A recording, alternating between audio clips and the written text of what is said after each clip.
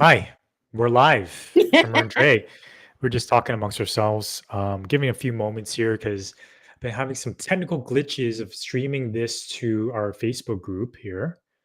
So I'm just gonna spend a few moments here, see if it's actually working. I don't know what the glitch is. It's always so Sending frustrating. data. Maybe you're also streaming it to our Facebook group. Maybe that's I don't know. It's sending Yeah, data. you were live there 18 hours ago and it seemed to work. Hmm. Yeah, with that test. Is because I was just streaming to one platform. I Oh. wasn't streaming to multiple. So Mm. right now it's not showing up. Again, the choice of technology. Uh, thought I had it working. um, Maybe I should come back on and take Oh, mine off. one sec. Oh, oh, Looks like it's good. I just have to oh. go refresh it. It's a bit glitchy. So go live. Went on. So whoever's watching this, you can skip forward. If you're watching the replay, just skip forward until we get to the bulk of things. Um, there you go. It's live now, so I'm It taking a is? look. Yep, Okay, I don't it see is. it, but Boom. okay. Oh, good. Okay. We're Amazing. live. Okay. I'm Awesome. alive. It's alive. Get resource. Myself, source, and others. And speaking of aliveness, what's alive in you? I'm actually I'm feeling expectant, hopeful, alive. There's all Wow. this crazy ass snow, which is like derailed a few plans that I had of traveling and meeting my dad and my daughter this week to Mm, yesterday.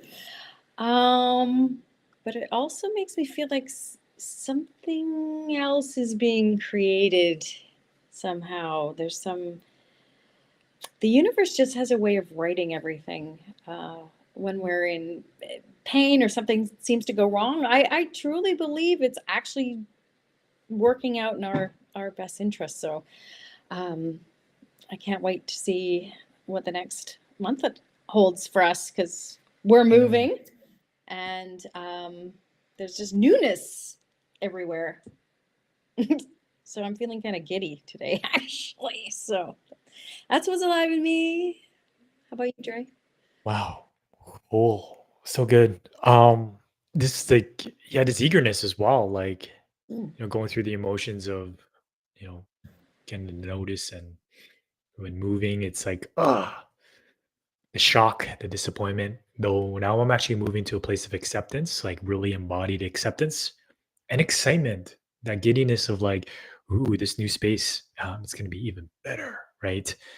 And just a newness and change and being in it and working with it and embracing it now. At Right. first, wasn't about embracing; it was resisting. So going through my own process of acceptance, not thinking about it because it's easy to rationalize myself and then use work to distract myself from what's underneath the hood, but actually moving through all of it and then coming to a more embodied sense that um, it's part of the grieving process, part of moving that energy instead of lodging it somewhere. Yeah, so Right. that's where I'm at We should probably let people today. know that we rented a house for a year and a half. We really Yeah. like it, and our landlord is selling it, so we have to move. Yep. That's part. Unexpected. Yeah. At the end of April there. So yeah, it's a great space. We have plans Mhm. to host events and all that. It's a space where we live and work, and yeah, you'll be missed. It will Awesome. be missed. Yeah. Yeah. So today, um, yeah, what's coming through for us that we want to talk about is sales and marketing. Sales and marketing. So I'll hand it off to you. People are like, get resource. What's that got to do with Yeah. marketing? How's this Um, tied to relationships? Ooh. well, yeah, good question. I mean, we're always, especially when we first start dating, we you know show up and we're trying to sell ourselves, aren't we? And how many of you have been on, dating apps or whatever, and you go and it's like this bait and switch thing. They say they're one thing and then they're totally not. I think I was online dating once 10 years ago or something. And the guy literally used a different picture. It wasn't even him. What? So How do you get away with that? he did. I mean, I guess you can until you show up in person, right? That's like pure catfish. Like, I guess some people think they people can just people dupe you in. lie. Hey, like I ordered chicken, but I got beef, and I guess I'll stick with beef. It's kind of like that thing, right? Sometimes I feel guilty at a restaurant. I'm like, oh, I don't want you to waste that food or throw it back. I'll just take it. So maybe you had that same mindset. You'll just take me as I am. Yeah, I mean, a lot of people, right? The honeymoon phase, we show up, we're excited, all of those types of things. And because my marketing, I have a business degree in marketing. And even when I took it way back when in the 1990s at the U of C, I was kind of annoyed and disgusted because it really is about manipulation and psychology. It's not about authentic connection. Um, and trust in that dynamic between people that creates the feeling of life and life-giving interactions. And so I believe that even in our work lives, we don't need to, and I believe we're evolving out of this idea of marketing, even the idea to take someone to market, like it really deeply bothers me. It feels out of integrity, whether we do it in business or in our personal relationships. So that's what's come about in my Hmm, field in the last 2 weeks. yeah, I know we've been talking about it. So because you've taken business and marketing in school too, right? I did. Yeah. Mm, Mhm. yeah, And we can. I see some of the same tactics still being used, like a lot of it in web marketing platforms, and you know even book sales. There's a lot of tactics being used, and I Mm,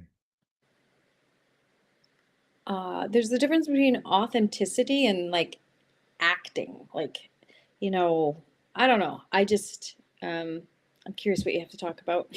yeah. Well, what comes to mind is playing the game that's already there. Oh. Do I need to play the same game? And speaking of sales and marketing, now being self-employed, and that's at the forefront. With any entrepreneur and business owner, it's like welcome to the world of sales and marketing. And I wasn't always in that world. I didn't go to school for sales and marketing. I went to school for software development. Right, I was a software developer and manager for 12 years. And then after that, I went into direct sales, and that's when I'm like, oh, okay. And if I were to judge myself right now, I judge myself to be a very loyal soldier. Mhm. And what that means is being agreeable, right? I have a need for harmony, a need for peace, a need for collaboration, a need to work with things that have already worked. That's where my rational mind comes in, right? So this is where it gets me in trouble, because I can be using sales tactics and marketing tactics that don't make me feel good, but I still use it because it works. And I come to accept it because that's the way it's always been, right? That's the way it's always been. And there's some sales training where I'm like, wow, you're actually teaching me to use my intonation and my cadence and my tone to convince someone that I care about them. And right away I had a red flag. I'm like, wait a minute, what? So you're teaching me how to have empathy? What you? What is this? I don't know Yeah, this that yeah, you it's did. Really? NEPQ training. Yeah, yeah. And It's so that was a specific. red flag. And it's called NEPQ Oh. training through Jeremy Miner. Um, he's got some great stuff too, right? Though there's certain parts of it where like always be closing, right? The ABCs of sales. You got to nail them down now, right? You got to get them, and it's so pervasive because these practices are still being done, and so as I'm a victim to it, or as I receive it, right?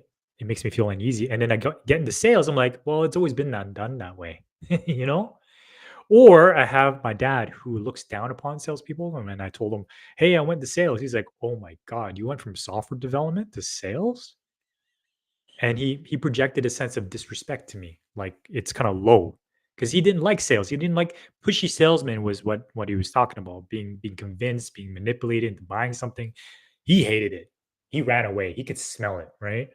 So he projected that image onto me because I was in sales, right? And the more I learned about sales, I learned that to sell is to be human. Yeah, That we're that doing it every truly, day. yes, we're doing it every day. It's like true. With selling, there's this thought process that comes with it, a story that comes with it that makes me feel icky, right? Because maybe I have a projection of that used car salesman person, Well, and I, then and I then we and experienced then that with men dating. mm, They're just like used car salesmen, and they all have these lines. You know, people talk about pickup artists. lines, pickup Yeah, artists, all yeah, that kind of yeah. stuff. Yeah. Yeah, and so this is a very intriguing topic for me. Is there's a lot of emotion coming up, a lot of thoughts, and I'm realizing I'm taking over the conversation as well. So I'm ready to pass it on to you after this point. After this point, where Okay. um, it's a big acting. It's like you're teaching me how to act, to have empathy, but to sell is to be human. So wouldn't selling and marketing is to be human, to be relating in an authentic way, right? Not to be faking and acting it because there's an agenda to get the sale, right? And so like it's moving from away from this acting and showmanship of this facade and this mask of who I'm presenting myself to earn trust versus to be me, be human. And that is a deep well of journey of deep work to get there. And just being born in this world with a state of forgetfulness, it takes work. It takes time to eventually get to know myself. I'm 41. I'm still getting to know myself. Right?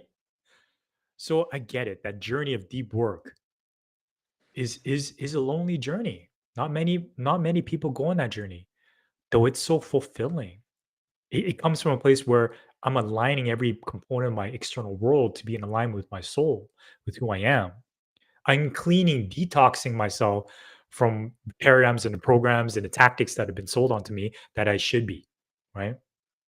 Yeah, because I many past lives. I'm not talking about past lives in terms of like I was a farmer in like medieval Europe. I'm talking about different sides of me that are still within me. Just as when you met me when first session, my one of my first sessions with you, I came in a suit. I came You in did. with the You suit, did. sharp dressed, haircut, because I'm like, I gotta be professional. That's what makes you trust me. I gotta look good, right? And that was a different thought paradigm, which is a story for another day. Well, Though, no, I think it's really here you go. relevant because you thought you were professional all in suit, and I was like, ew. I was like, red flag for me because I grew up in business school, and I was like, that's not what I'm interested in. So, yeah, very interesting how Mm, we show up and how we think other people might perceive us. Um, mm, yeah. So I know one of my business coaches, Vanessa Simpkins, she has a saying that authenticity is the new currency. What is authenticity? I think it has a lot to do with presence. A lot of business and sales, they give you scripts, and actually a lot of newscasting, all these different things have scripts. It's pre-scripted rather than actually being in relationship in the moment in the energetic field that's created between two people to see if you're actually of service to that person. It's a totally different thing. And of course, people who are um, only thinking about money, and it really drives me nuts because there's a lot of business programs that are like, okay, are you going to get your six figures? Are you going to get your seven figures? They're very money. It's like, how much money do you need in the world? Like, are you serving people doing that? Or is it just money, which isn't really, um, don't make me wrong. I like when I get paid well. Um, but I've had people pay me well for my services and they're not invested. They don't show up. They avoid themselves, and it drives me crazy. And so authenticity is presence. And I think we're starting to shift towards really wanting that authentic connection with people. And I want to give a shout out to a couple of people, Tad Hargrave being one of them, in terms of learning how to market yourself, both in marketing but in relationship, in an authentic way. And also Catherine, who has a podcast that's called Sought After Entrepreneur, because she talks about, you know, some people who really know themselves, like you say, they really want to step into something that's in true alignment with them. So giving people that opportunity to real feel inside themselves for that resonance and trusting that is something different than let's get the sale quickly because these people are just going to avoid themselves, which might be true. But she talks about how spiritual people, mindful people now, as they sit with themselves, are prepared to do the work, are prepared to learn in a new, dynamic, spiritual way, rather than what I often see people doing is when they overlap. When you date, some people are like, oh, serial dating and different people, and people do that with workshops and inner work too. It's like serial workshops. They don't even get half done. They don't even do the work to get to that place. And I think the world's shifting to wanting authenticity, but also community. I think it comes in community. And I think we've so lacked it that when we show up one-on-one in person, we can be fake, we can do all sorts of things, and no one's accountable for what they've done. They're just like, oh, I'll just move on to the next person and show up slightly differently. And it creates this disjointed, very surface level, fractured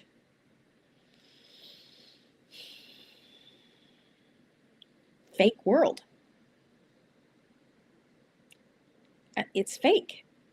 And We're acting. We're all acting. Yeah.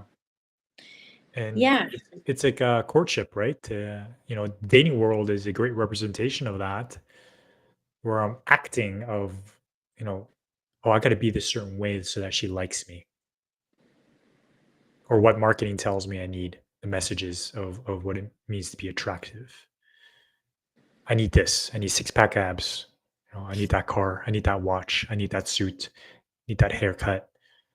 It's like, shoot, man, I'm not enough. And it's this, and hey, I'm speaking about myself. I'm talking about myself here. Like, and that I got to say certain things in certain ways. I can't be truthful to my feelings, my needs. Didn't even know what they were back in the day, or even express that I liked this woman. I mean, for fear of being rejected, right? For fear of being judged or laughed at, for sure. The fear is there, and so I got to play these games to protect myself, to get signs and hints, to know to move on to the next base of things, rather than be here. You go. This is who I am, right? So that translates to sales and marketing too. Of like, what's the motive here? What's the agenda here? Can there be transparency in this? yeah, Hmm? transparency. Right. Is there a tactic that's being used on me to get me to somewhere that I'm not aware of? Right. And that's the same thing with, using pickup lines, having a pickup game of like, picking up girls at the bar. There's a certain strategy that I'm using to manipulate to get a certain outcome to increase my chances of that. And I find a lot of sales and marketing is like that. It's like marketing is so cool because it's human psychology that evolves and changes to be in line with human consciousness, because the old stuff, right, doesn't work anymore. right? Because people get tired of it. They've seen it. They've seen it before. They know what you're doing.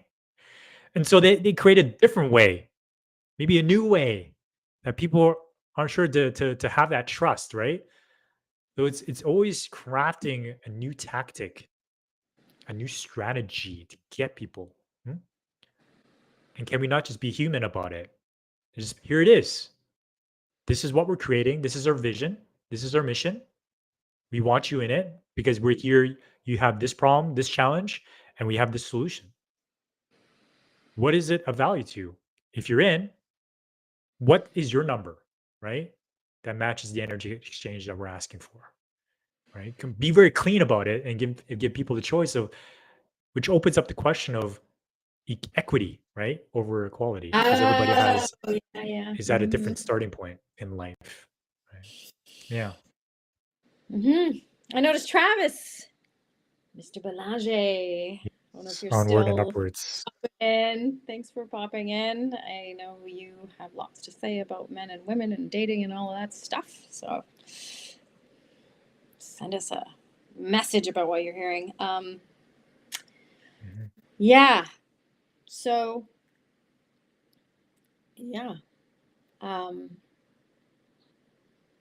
dating, I'd like to ask you, like marketing. what you learned in marketing and business school, and the stuff that you learn is maybe still true today, and maybe what doesn't align with you.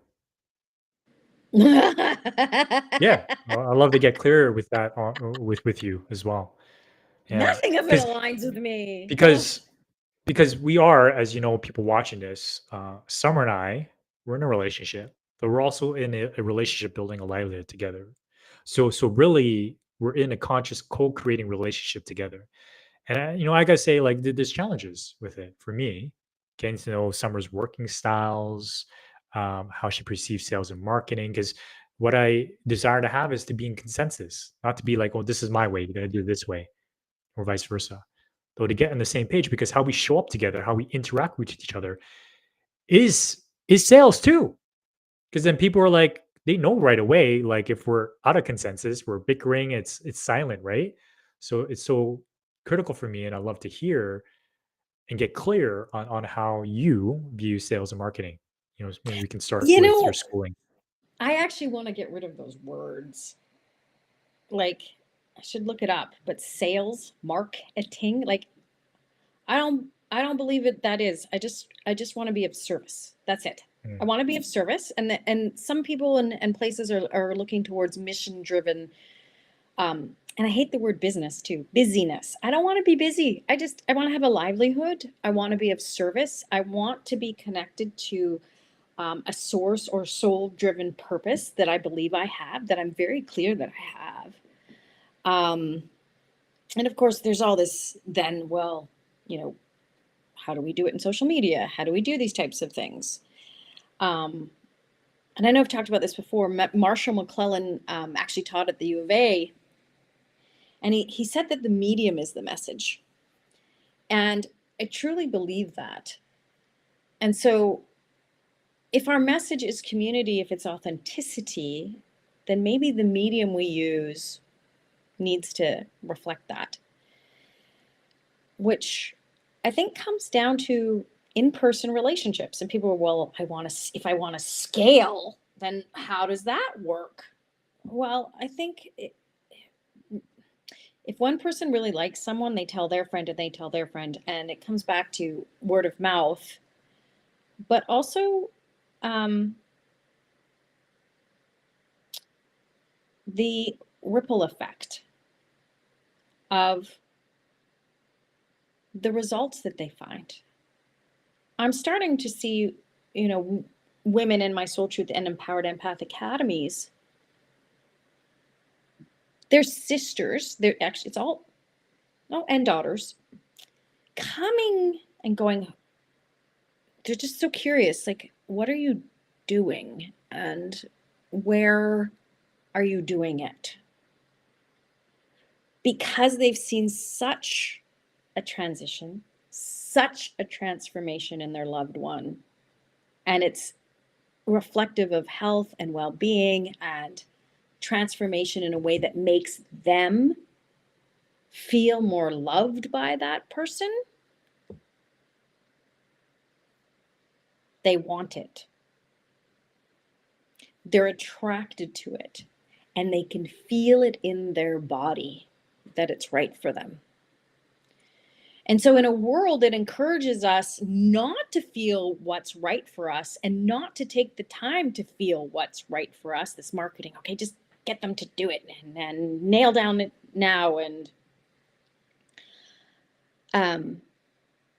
I think that's where the cognitive dissonance comes in, is not being able to sit with oneself long enough to make a decision to follow our life serving energy, the source energy, and to recognize, okay, sometimes fear comes in,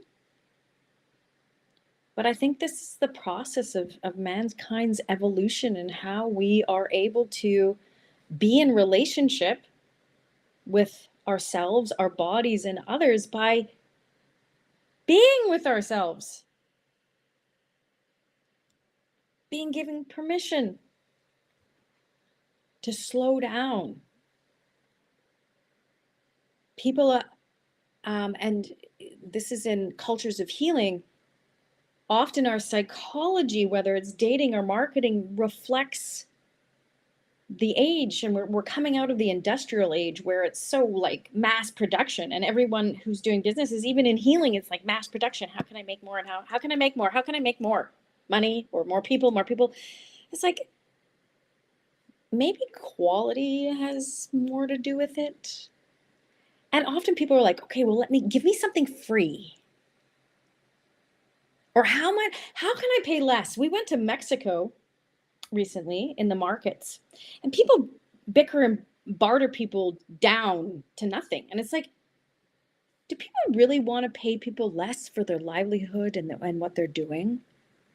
And I actually had a nightmare last night, Dre, about that, because I love the markets. They're so full of color and they're so alive. And here in North America, it's like, okay, everyone wears taupe and white and brown and gray, and their houses are all the taupe, brown, gray. And I'm just like, ugh. And I was just so alive with the color and the handcrafts and the beauty in it. And I was just salivating. And then to hear people, well, I'll pay you this much. I'll pay you this much. And do people, when it comes to their lives, to their relationship, do they want to pay less for that? People pay for car insurance. They pay for stuff that car insurance, life insurance, house insurance. What do they do for their relationships? The most important things that make our hearts keep beating is given the least amount of time and money in our world. Do I know why? Well, the word evil comes to mind, although I don't believe in evil in, I think, the way some people. I think it just means separation from God and the economics of our culture, not to get into too much of politics, but I believe that as we step away and we start to know who we are and we are authentically, we start saying no to things. We're not, like you said, in when you were a software developer, we want to please people, right? We want to fit in, we want to belong. But I think we're moving into a paradigm where we can both belong and be authentic. Yeah, there's a few points there I want to speak to as well. Is that what's fuzzy? What's fuzzy is not like, I'm not aware of what's fuzzy, like myself, my truth. What's truly important to me requires reflection and creating clarity. It takes time to cultivate. So what's flashy? What's ahead of me? What's being marketed to me? What I can see physically with my eyes? That could be money, it could be toys, it could be cars, it could be this. that pulls my attention, right? The shiny objects, right? Mm, And so that's why I believe why I don't get connected with my essence and who I am and what's truly important, because I haven't done the work to excavate that, because what's being projected into the world is not that, right? It's outside of me. It's outside of me. And when you talked about like the markets and negotiating down, now when I don't have the awareness that this is this person's livelihood, then I'm treating that person as a transaction, and we're in a business transaction, and I'm all about getting value. Because here's a need of mine. My need is for equality or fairness. I think fairness is it. Because I don't want to be ripped off. There's a mm, part of me that doesn't want to be ripped off because I feel like I'm being taken advantage of. Something here is not transparent. I'm not transparent in terms of how much this person got this for and what the markup is. And I mm. feel like a fool, a judgment of myself if I paid for something more that I can get cheaper somewhere else. And even negotiating in Mexico, realizing they know that these tourists are going to negotiate, so they freaking bring it way up here so that we can bring it back down here, and they win, and then we win because I feel the satisfaction of thinking I got a great deal because I negotiated down, and I feel good about myself, my self esteem because I negotiated and I won. Mm. We actually both won. Where I'm coming from with this is the notion and the idea behind negotiation, because I don't want to be taken advantage of. If you were transparent with me, real with me, then I can assess whether I need this in my life or not. I don't need you to convince me. But then if I can bring in the awareness that I appreciate your work and your craftsmanship, and I see you as a human being making a living here, then I can decide, you know what, this value is fair to me to offer to you as as a token of appreciation and respect. I know I can get it cheaper somewhere else, but I don't want to because I value you and your work, and I'm settled on this price. So it goes back to energetic exchange of where people are at, because some people may not have the financial abundance and not be able to afford giving that much. But to a broke person, let's say $100 is a lot of money.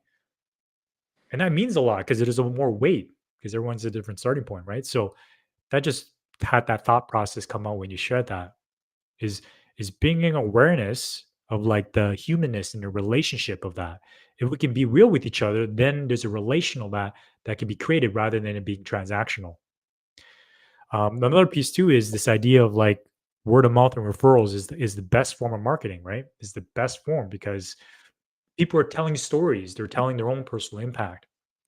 But when you mention about like how we're taught to grow and expand and get a book, build a membership site or build an app, right? More and more and more and more. It is really what we call the business industrial complex. The business industrial complex, right? Is that it's a business to grow and expand because there's other services that someone will buy for and pay for, right? So this is a result of the idea of ever expanding and growing and duplicating. So that's why there's scripts. That's why there's systems. That's why there's processes. Is for duplication and expansion of a solo partnership into an organization of people, right? Now this creates the question of how big do I want to go? I gotta ask myself this. This is sovereignty. Am I doing what everybody else does, where I'm taking over the world? And then I become a slave to my job or to my business where I'm working 60-hour weeks? I got to first ask myself that question. Where am I going with this? Do I need to take over the world? Do I want to hire a team and staff to lead and manage? What's my goal here? And there's beauty in that too. There's beauty in creating livelihoods for people. There's beauty in creating impact, and we do need people.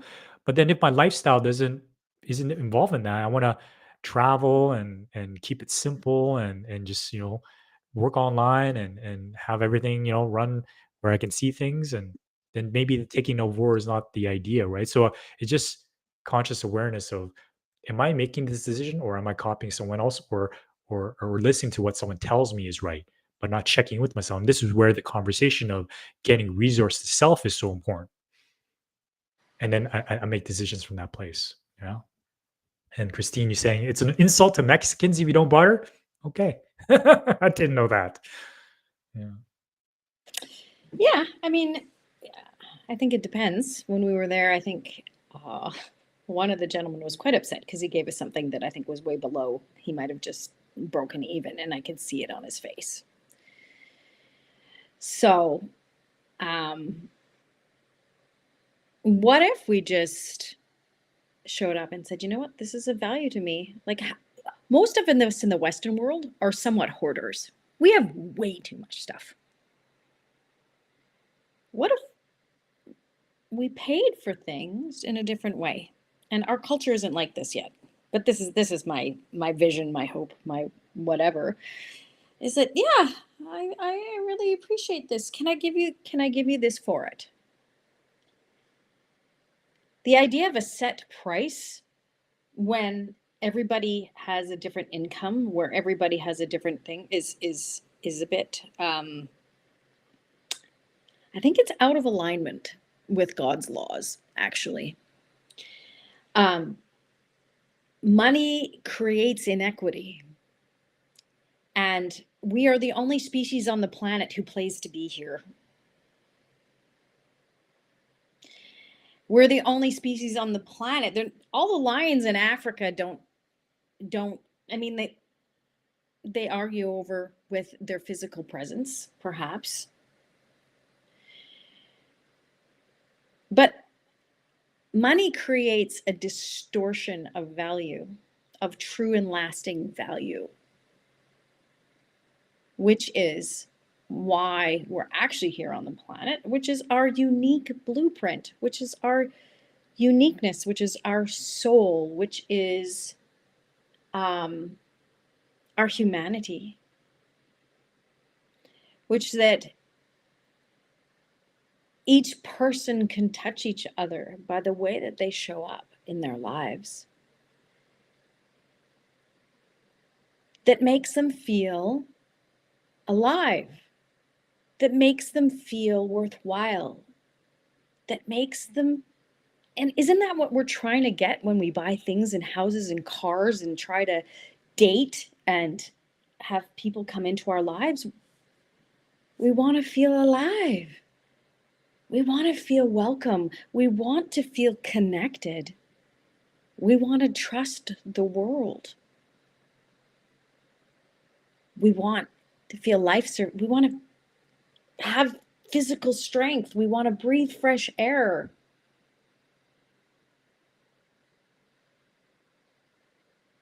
Those are the things I think that, and when I took my master's degree, they talked about idols versus icons. And so idols about the true nature of God and what makes us feel alive versus those shiny things, like you said, in business, it's like, oh, write a book or do this platform or that platform. And we're constantly chasing and we don't know what to do. And we get into this anxiety. And it's the same with dating. Everything's relational. And there's a book called Harebrained Tortoise Mind. We always want solutions to problems and we want it quicker and faster and to have people tell us what to do. And this slow and deliberate mindfulness that I think as a species we're being pushed into,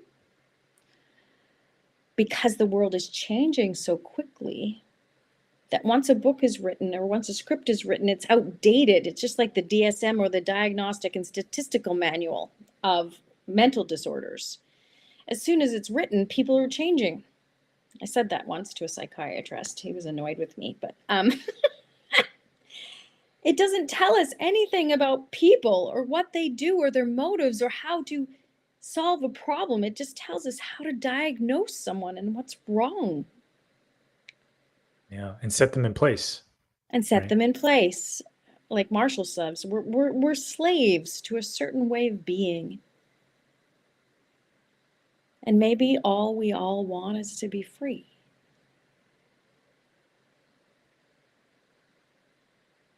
To be ourselves in relationship to others without these distortions about the way we should be to be accepted or not. So, how do we learn that? How do we shift this paradigm and perspective that we've been enslaved to for, I would say, a few centuries at least?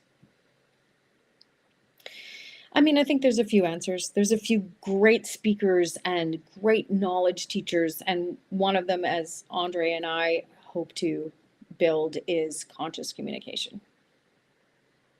How are we being manipulative? Are we being authentic? What's true to me? Because any relationship, when we go in and we're not actually acknowledging what it is we're really, we end up trying to fix people and make them fit into our molds later. If we can't ask the hard questions ahead of time, are we a fit? Can I be of service to you in your life energy? Whether we're in business or dating, I think it's the same thing. Yeah. Getting tuned, right? In touch with my needs and making requests for them and being open to a no. It's an invitation to serve each other, to give each other a life-serving energy. And at the core essence of it, I believe every human being wants to give and wants to contribute. Yes. I believe that deep, deep, deep down is a yearning to serve on behalf of God, source, and creator, to be self-fulfilled through helping and supporting others. There's something with it, right? Where I help someone, I feel good.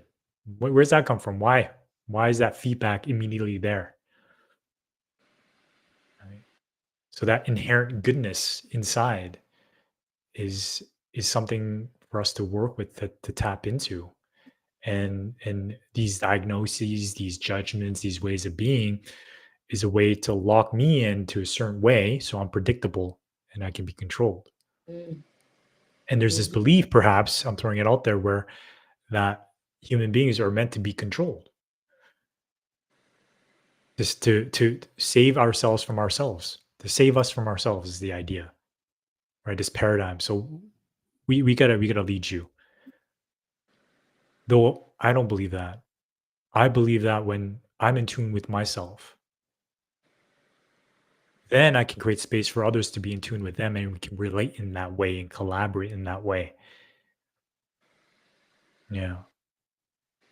And that's the work Yeah, of creating heaven on earth here right now. It's taking responsibility for one's thoughts, feelings, actions, and outcomes. As simple as that. I just got to do my work. I'm not yeah, it here to makes it. save anyone. Mm-mm, I'm not here to save the world. mm-mm. I'm just here to connect with myself and then show up as that, to be that consciousness. And there's always an opportunity to be out of it. So, you know, It's like, true. especially for me, driving behind someone's a slow driver, like I got no patience for that. Still working on it. I'm changing lanes 5 seconds in. I can do this. I can do this. Nope.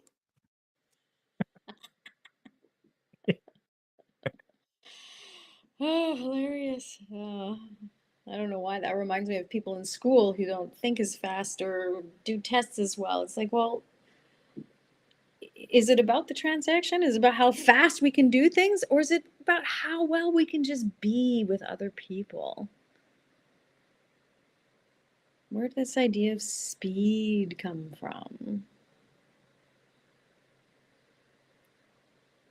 What about Mm, sinking in? What about being present? mm, yeah. That I What about don't need to do anything.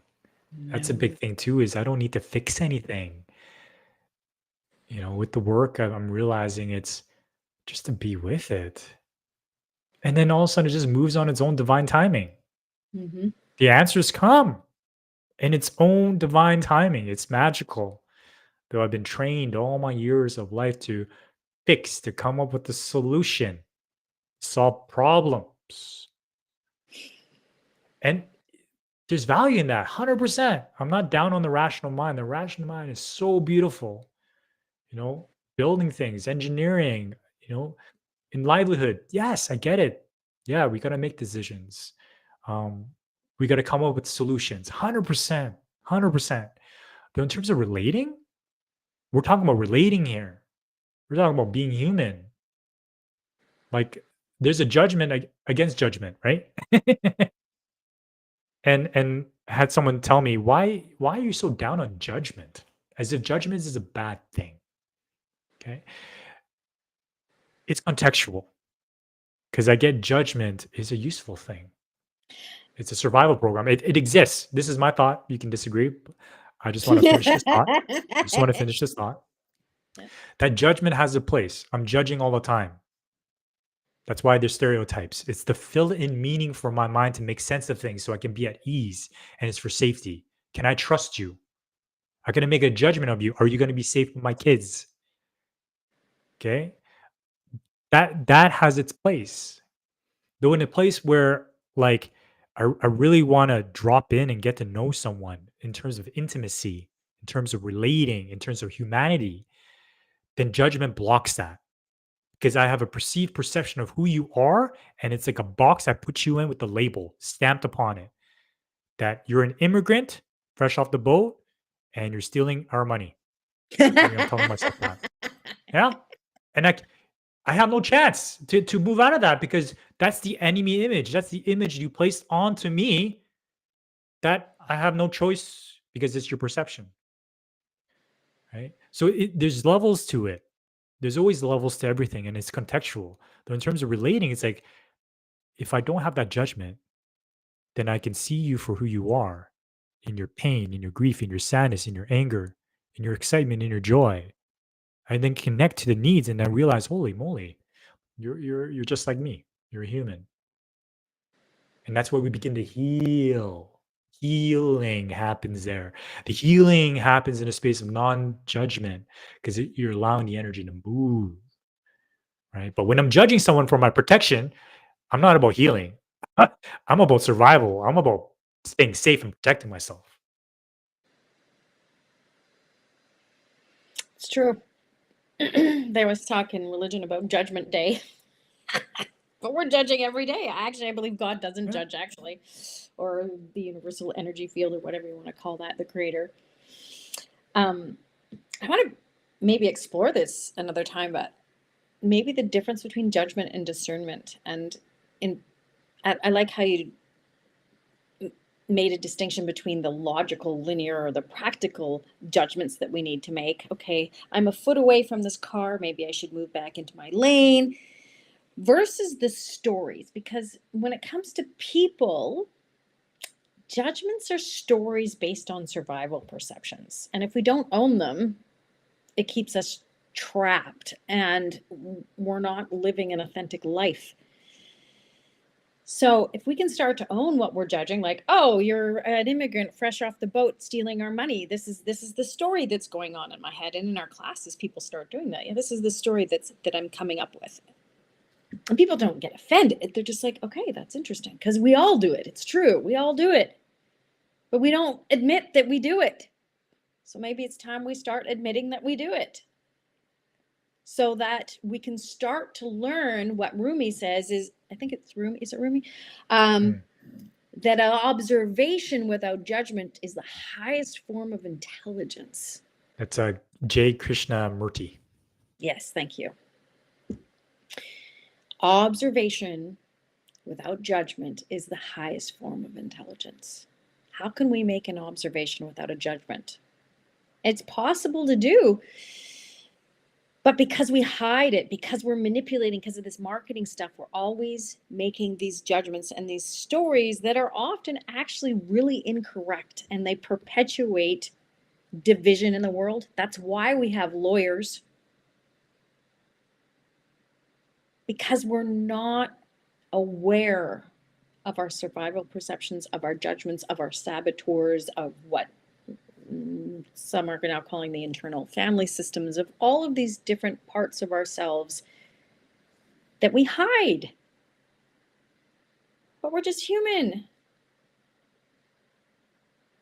And I think as we get to being present with our humanness, There's going to be a lot of systems that aren't good for our well-being that will fall away, and we'll be creating an entirely new planet, Yep. entirely new way of being. It's in the process.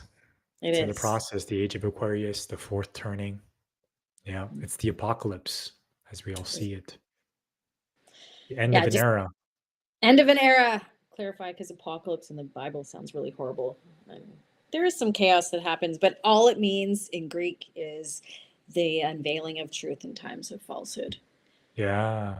It's a cleansing, a Cleanse, renewal. It's renewal. cyclical. It is. Mm. Enjoy the show, everyone. Get your Enjoy the popcorn. show. Sit back. Enjoy this human show. It's Ah, fascinating. it is. I It's love so. human beings. Like just on YouTube, right? Checking out random videos and just seeing people surf these amazing waves. I can't swim, okay? So like I'm just joking with someone. I'm like, I ain't gonna be doing that in my lifetime.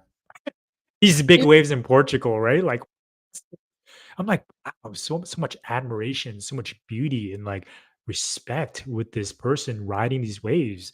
And then seeing this one person doing a saxophone in the New York subway and the dude dancing, and then other person down the end pulls out a saxophone, and so they're having a duel, and they're just jamming away, and just the beauty of human creativity, ingenuity, the life force being expressed here all over the place. And that's why I'm like, enjoy the show. It's a big drama show. Well, this that's literally observation without judgment. It's like you're watching a movie and you're eating your popcorn and you're loving it. But It's for someone, when interesting. we get so involved and we think it's about us, which it really isn't, there's just so much drama and judgment and triggers that come out of it. But there's some skill in there. Observation without judgment is the highest form of intelligence, and we're starting to lean into our human intelligence. And there's skills and ways of being able to do it. And this is Mm, what I love we're it. loving and teaching It's and it's it's freedom. It's freedom from these freedom. mental thought patterns and emotional enslavement patterns of my saboteurs telling me stories. It's like the ability, because I'm still going to judge, I'm still going to project, I'm still going to attach meaning to it. Having the awareness of it, of when I'm doing that in real time, and be like, oh, interesting. Where does this come from? And then coming back to its source, cleaning it. It's still going to be there, but knowing and having the awareness, then I can choose differently. Yeah. And then I can create an opportunity, a space where Rumi says, beyond the ideas of right doing and wrongdoing, there's a field, and I'll meet you there, that we can co create together. Magic gets born, creativity, creation gets born through that. Yeah. It's a beautiful space to be in. Oh my. It's so healing just to be in that space. It's so juicy. It I mean, is. if you experienced it, it's like, wow. I'm really connected to God and source creator life. And I leave those interactions so fulfilled, so enlivened, so renewed. And that's a signpost. And that's why I do this work. This is why I'm doing life with you, babe. Yeah. Yeah. Mhm. Yeah, I'm excited. And when we can observe our judgments and have others in a community that show it to us, and we can have a sense of humor, man. We don't have to suffer like the way that we've been suffering. It's just so, it's actually a kind of a universal joke, actually. Um, um, yeah, it's a, Yeah, you know what big it's joke fun. is? Like coming here with a state of forgetfulness. Came here to forget everything. I have amnesia. Wow, what an adventure! It's like my soul signed up for this challenge. I'm like, oh my god, I wonder what my thought process was to sign up for this life. Oh my. Yeah. Sometimes I'm like, What funny stuff. where's the exit bio? Where's the bio clause here? I'm ready to go Yeah. back home. I'm out. I'm done. What soul contract did I sign anyway? I didn't read the small print. Yeah, man. Was I drugged? Like, what's going Yeah. on here? Yeah. How many of you have thought of Uh, getting off the planet, just wanting to get off? Yep. Sometimes it feels like that until we can breathe in new life and see a new perspective. And we can't do it alone. It's a tricky time. yeah, yeah. We're wired to do it together. We're all in Yeah. the same suit together, everyone. I can smell your fart. Okay.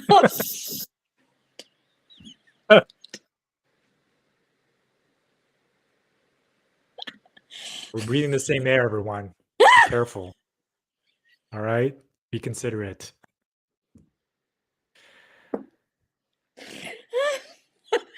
Yeah. Anyways, I digress there. Okay,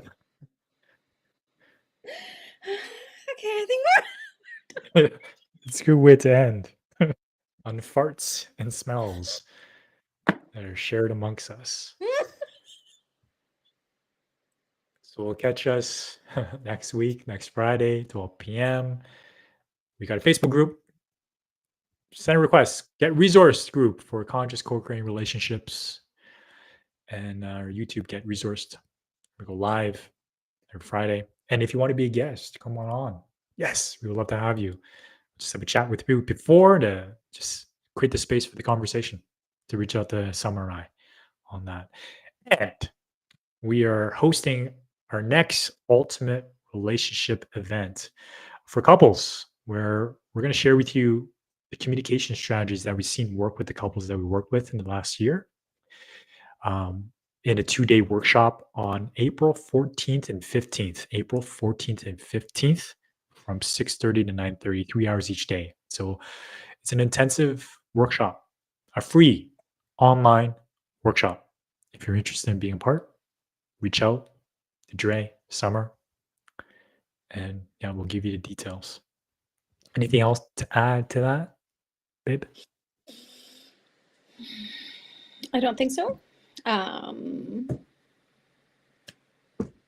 Space is limited, and there is some prep work to be done ahead of time for that event. So that's it, I think. Great. Well, talk to you soon and peace be with you.